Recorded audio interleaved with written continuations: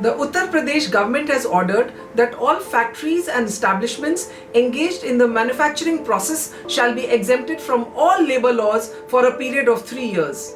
Which means that employers will not have to provide social security for the laborers that they hire.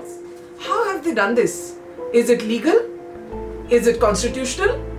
Let us find out.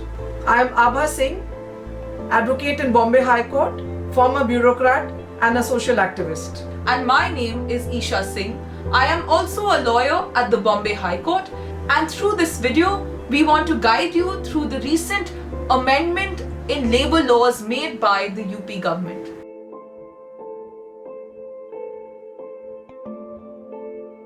The UP government has done this by way of an ordinance. Article 213 of the Constitution states that when the state legislature is not in session, the governor has the power to pass an ordinance provided that necessary conditions exist. In this case, the outbreak of COVID-19 along with the return of the migrant population back to UP has resulted in a serious crisis for the government. I have in my hand this pocket-sized. Does it look small? Labor and Industrial Laws Manual.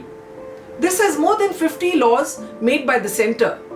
It does not even include the 200 labor laws which are applicable in the state. How could Uttar Pradesh make a law overriding these central laws made by the parliament is the question we need to understand. Labor is actually a concurrent list subject, which means that the Constitution recognizes that there are certain areas where the centre and state may both need to make laws. Labor happens to be one of them.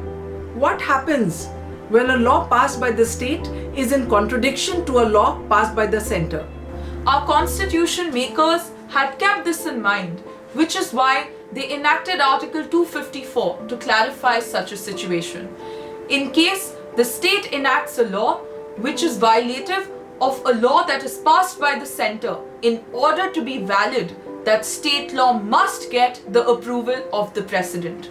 The UP government's ordinance goes against a lot of labor laws enacted by the centre.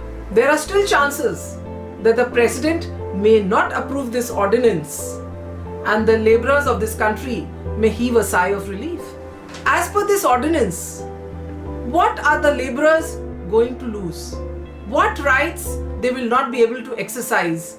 The most important right, in my opinion, that labourers are set to lose is the right to form trade unions under the Trade Unions Act. Labourers will also lose their right to approach the labour courts in cases of unfair labour practices by employers under the Industrial Disputes Act. Workers are set to lose their social security as laws regarding their gratuity and provident fund are also suspended.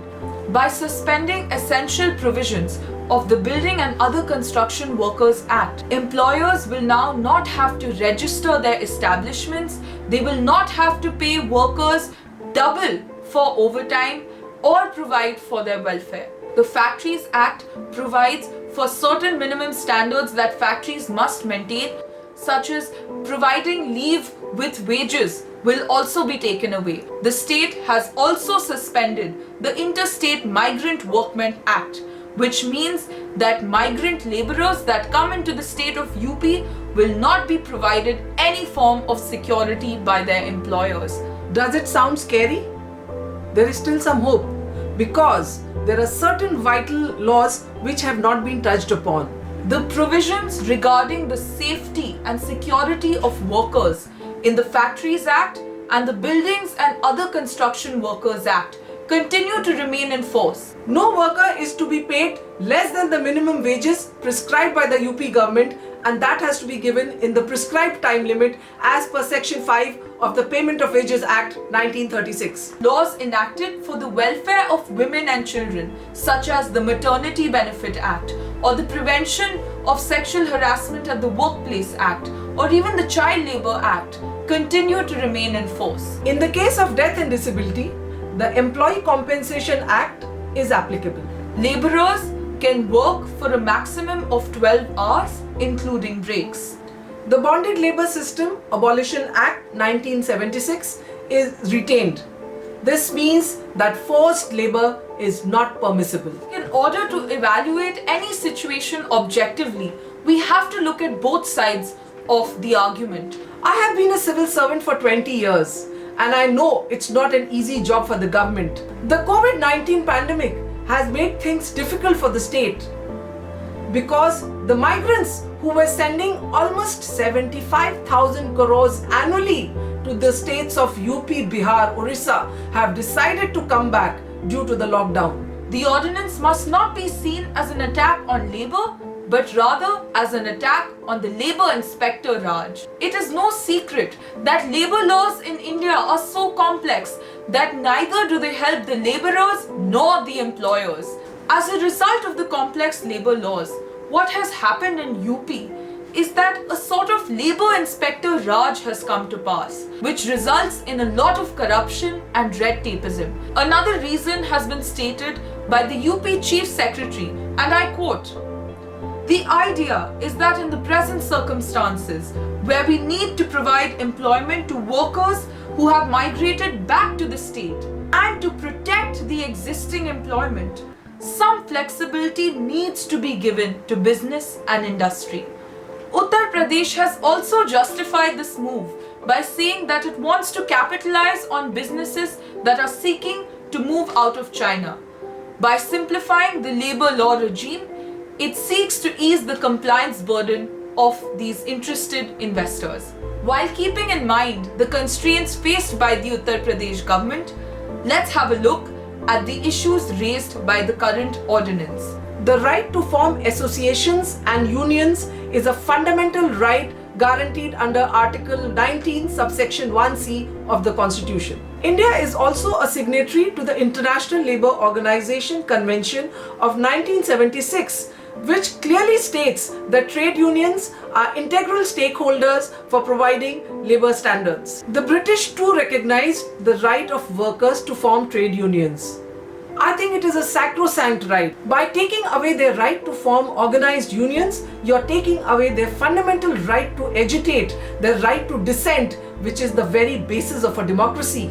And it is a tool to protect them from any exploitation. A bare reading of the preamble will tell you that we are essentially a socialist country, which means that we put labour welfare very high on our list of priorities. Passing laws which negate labour rights is antithetical to our identity as a nation. In the Bandhua Mukti Morcha versus Union of India, it was held that Article 21 ensures an individual a right to live with dignity, a right to live free from exploitation. The government is bound to ensure the observance of social and welfare laws which protect the dignity of our labourers. The directive principles of state policy, which are the guiding principles of any state action and are also part of the basic structure of the Constitution, state that the state must provide for just and humane working conditions. By passing an ordinance which suspends the responsibility of employers to provide decent working conditions to labourers, goes against the grain of our constitutional framework. To this extent, this ordinance can be deemed as unconstitutional. The irony is that one of the biggest reasons that companies do not want to invest in India today is because of policy uncertainty. By passing an ordinance which has such drastic implications overnight is part of the problem. Laws cannot be arbitrary. They must be formulated after due deliberation. Supreme Court has rightly opined that manifest arbitrariness can be a ground for striking down a law. Finally, as we know, laws are not created in vacuum.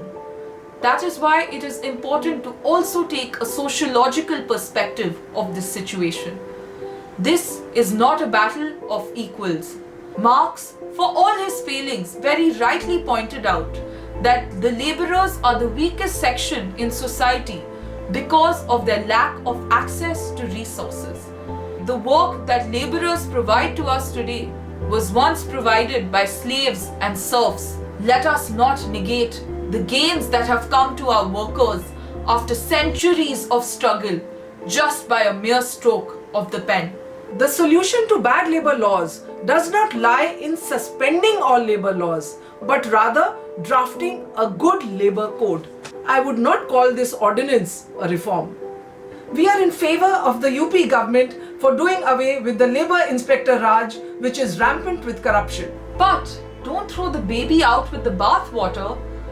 Simplify the laws so that it's easier for employers to do business and laborers get their rights. Don't do away with the laws altogether. The COVID-19 pandemic has shown to the world how vulnerable the laborers are. Let us not hit them when they are at their lowest. So I hope we managed to answer some of your questions on this legal issue regarding the UP ordinance. If there are any more queries, feel free to leave them in the comment section below and we will get back to you.